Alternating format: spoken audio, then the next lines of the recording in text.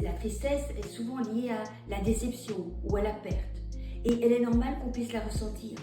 Elle fait quoi? Elle nous permet de réagir par rapport à ça, comme pour la colère. Et donc cette tristesse, eh bien, quand elle est exprimée, eh bien, aussi bien la colère que la tristesse ou la peur, elle va être diminuée. Elle va être diminuée par 2. Et quand elles ne sont pas exprimées, eh bien, elles sont multipliées par 4, ces émotions.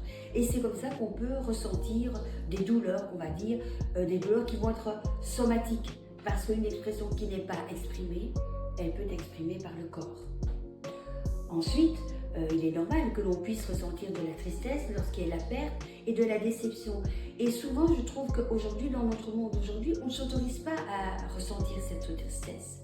Et elle est normale. Et donc, je pense qu'en l'exprimant, eh bien, on va la baisser.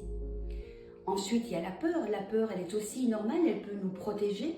Mais parfois, quand je projette une peur, alors on a les peurs existentielles, la peur de l'abandon, la peur du rejet, la peur de ne pas être aimé, la peur du regard de l'autre, qui va faire en sorte que du coup, ça va être un frein, parfois pour demander quelque chose, ou pour s'exprimer, ou pour se positionner. Et donc, il est important aussi de mettre des mots sur ces peurs pour que je puisse après peut-être les travailler ou leur donner un sens. Et donc, de pouvoir faire en sorte, face à ça, à pouvoir réagir et de pouvoir mieux la gérer.